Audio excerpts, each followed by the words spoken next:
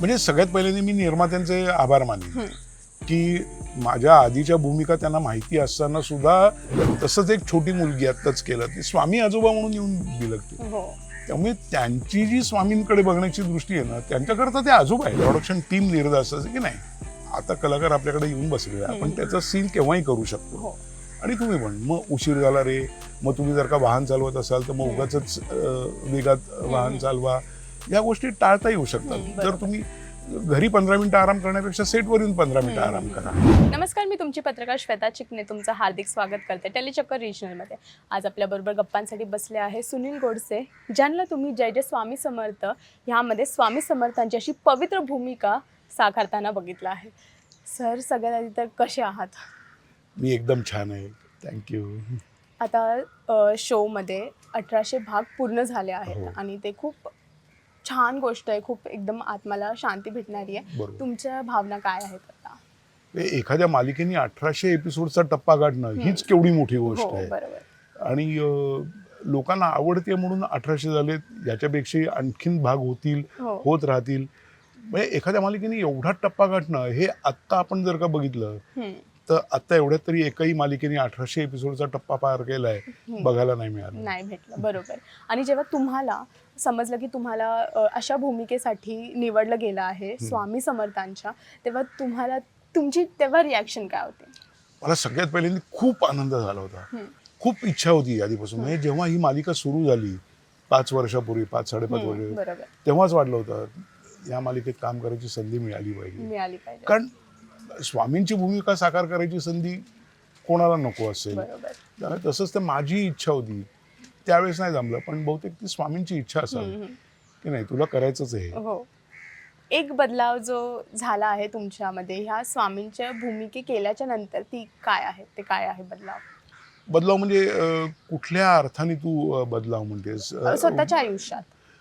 कारण मुळात मी कधी नॉनव्हेज खाल्लं नाही, कधी काही या गोष्टी केल्या नाही, त्यामुळे त्या सोडून देणं हे माझ्याकरता काय नवीन नव्हतंच, कारण मी ते कधी करतच नव्हतो. त्यामुळे बदलाव ॲज बरं जबाबदारी आणि त्याच्यामुळे येणारी मला बंधन कधीच वाटलं नाही.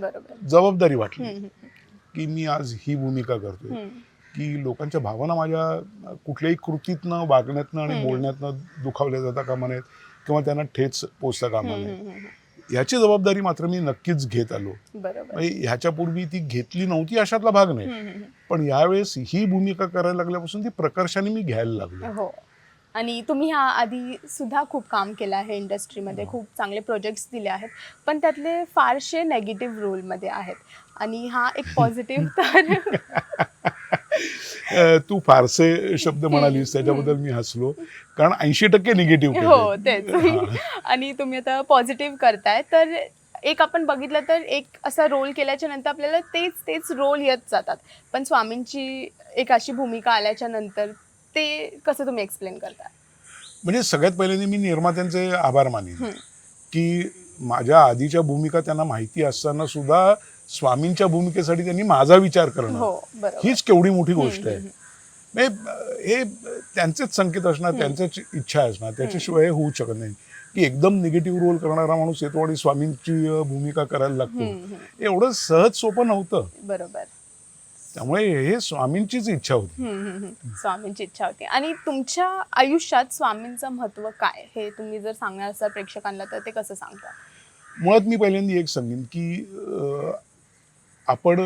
आपल्याकडे संतांनी निर्गुण निराकार म्हणून पण देवाचं वर्णन केलेलं आहे, पण त्या देवापर्यंत पोहोचण्यासाठी तुम्हाला कोणीतरी एक मध्ये लिंक लागते, जोड लागते, आणि ती जोड जी असते ती हे तुमचे गुरु असतात. याच्या पुढे जाऊन मी आणखीन एक स्टेटमेंट करीन की मग तुम्ही कोणावरही श्रद्धा ठेवा, ती प्रामाणिक असेल तर ते तुम्हाला त्या तिथपर्यंत नेऊन पोहोचवतात. म्हणजे मग तुम्हाला स्वामींची भक्ती करायची, स्वामींची करा. गजानन महाराजांची करायची, गजानन महाराजांची करा. साईबाबांची करायची, साईबाबांची करा.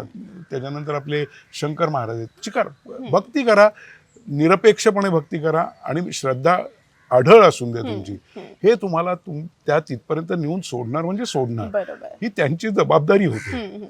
बरोबर. आणि आपण जेव्हा एक श्रद्धेने एका पूजा करतो, गुरु मानतो, तर ते तसं पाळावं सुद्धा लागतं आपल्याला, नाही तर कुठेतरी जर चुकलं तर मग त्याचे आपल्याला बोलतात ना नेगेटिव्ह वे पण दिसतात. मग तुम्ही जेव्हा हे साकारत होता तेव्हा दडपण होतं का की हे बरोबरच पार पडलं पाहिजे, कारण की जर मी सांगितलं ना, दडपण नव्हतं, हम्म, हम्म. जबाबदारी खूप हो, जाणवत होती. जबाबदारी होती. कारण मी जर का अभिनेता आहे, मला जर का ऍक्टिंग करायचं आहे, तर मला ही भूमिका येण्याचं दडपण असताच कामा नये. बरोबर. आणि स्वामींनी ते कधी येऊ पण दिलं नाही. खूप सुरळीतपणे पहिल्यापासून पार पडत गेलं शूटिंग आणि खूप चांगला प्रतिसाद पण मिळाला. पण दडपण नसतं. आणि मी 100% सांगतो की स्वामी खूप दयाळू आहे. हम्म, ते भक्तांना कधीच ठीक आहे, त्यांना माहिती आहे माणूस आहे, चुकतो, हम्म. पण स्वामी त्याला परत मार्गावर आणतात. बरोबर. हा स्वामींचा महिमा आहे. बरोबर बरोबर. एक गोष्ट जे सेटवरती असताना तुम्ही इमोशनली फील केली असेल, कारण की हा सेट पूर्ण खूप सुंदर आहे आणि आल्यावरतीच एक कनेक्शन फील होत आहे. हो. तुम्हाला एक असं सेटवरती इमोशनल मुवमेंट एक सीन करताना किंवा शूटिंगच्या टाइमला? जेव्हा मोठ्यांच्या बरोबर स्टोरी करतो ना, तेव्हा असं म्हणजे तेवढं आपण इमोशनली अटॅच दरवेळेस होतोच असं नाही.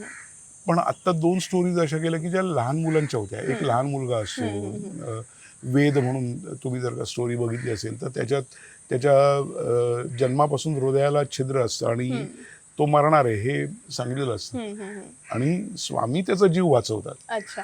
त्यामुळे ते लहान मुलाबरोबर सीन करताना खूप खूप इमोशनल व्हायला झालं. खूप इमोशनल. तो एक इमोशनल कनेक्शन तुम्हाला हो, कारण feel झाला. तो स्वामी आजोबा म्हणून येऊन बिलगायचा. तसंच एक छोटी मुलगी आत्ताच केलं, ती स्वामी आजोबा म्हणून येऊन बिलगते. हो. त्यामुळे त्यांची जी स्वामींकडे बघण्याची दृष्टी आहे ना, त्यांच्याकरता ते आजोबा आहेत. काही लोक त्यांना देव म्हणतात, काही लोक स्वामींना आई पण म्हणतात, हो, बरोबर. पण मुलं हे स्वामी आजोबा म्हणतात.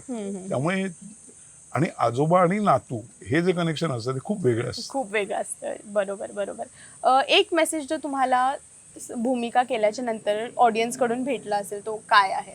सगळ्यात पहिल्यांदा लोकांची जी प्रतिक्रिया आली, मी हे आत्ता एवढ्यातलं सांगतो, मी आधीच्या सांगत नाहीये.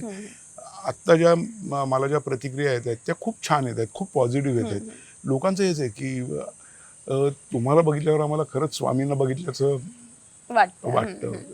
त्याच्यामुळे ते सुरुवातीला थोडं म्हणजे अपेक्षा करणंही चुकीचं होतं. कारण एखादा कलाकार एखादी भूमिका 4-4.5 वर्ष करून जातो आणि मग त्याच्यानंतर दुसरा एक कलाकार येतो आणि ती भूमिका स्वीकारायला लागतो, तेव्हा लोकांनी त्यांना स्वीकारणं ही तेवढी सहज सोपी गोष्ट नव्हतीच.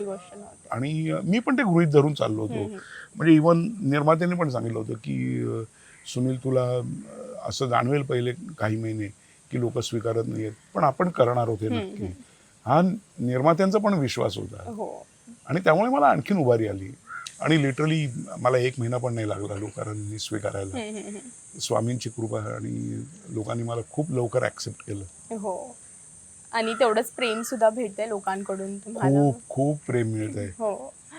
म्हणजे त्या प्रेमाचं ओझं आणि दडपण वाटावं इतकं प्रेम भेटतंय. बरोबर. एक गोष्ट जे शिकला आहात तुम्ही सिरियल करता करता ती काय आहे? सिरियल करत असताना म्हणण्यापेक्षाही ॲज अन ॲक्टर तू म्हणतेस ना, ॲज अन की सगळ्यात पहिल्यांदा तुम्ही वेळेचं पथ्य पाळा. जर तुमचा कॉल टाईम एक ठराविक असेल तर त्याच्या आधी 10 मिनिटं तुम्ही जाऊन बसा, जेणेकरून तुम्ही स्वतः निर्धास्त राहता आणि प्रोडक्शन टीम निर्धास्त असते की नाही आता कलाकार आपल्याकडे येऊन बसलेला आहे, आपण त्याचा सीन केव्हाही करू शकतो. आणि तुम्ही पण मग उशीर झाला रे, मग तुम्ही जर का वाहन चालवत असाल तर मग उगाचच वेगात वाहन चालवा, या गोष्टी टाळता येऊ शकतात. जर तुम्ही घरी 15 मिनिटं आराम करण्यापेक्षा सेटवर येऊन 15 मिनिटं आराम करा. बरोबर. आणि चांगलं माणूस व्हा, तुम्हाला भरपूर काम मिळेल. ते गरजेचं आहे, चांगलं माणूस होणं, जे खूप कमी लोक असतात आणि तेच व्हायला पाहिजे लोकांना. 1800 भाग पूर्ण झाले आहेत, अजून असेच पुढे अजून होतील. पण आम्हाला सांगा की पुढे आम्हाला अजून काय वळण दिसणार आहे? वळण म्हणण्यापेक्षा आत्ता तर मी म्हणेन की ही महानिर्वाण अध्यायाची सुरुवात झाली. सुरुवात झाली. अजून खूप लांबचा पल्ला गाठायचा आहे. तुम्हाला खूप छान छान गोष्टी बघायला मिळणार आहेत, त्याच्यातनं खूप छान छान संदेश तुम्हाला मिळणार आहेत, खूप शिकता येणार आहे आणि तुम्ही लोकांना शिकवू शकाल अशा तुम्हाला गोष्टी बघायला मिळणार आहेत. त्यामुळे लोक खूप एन्जॉय करतील याची मला खात्री आहे. हो. तर खूप छान वाटलं तुमच्याबरोबर गप्पा मारून आणि आपण परत खूपच लवकर भेटूया नक्कीच. गप्पांसाठी. Yes. Thank you so much. Yes, thank you. Thank you. हो, आणि तुम्ही आता मला पाहताय टेलीचक्कर या रिजनल चॅनलवर. टेली चॅनल रिजनलला असंच पाहत राहा, लाईक करा, सबस्क्राईब करा. धन्यवाद.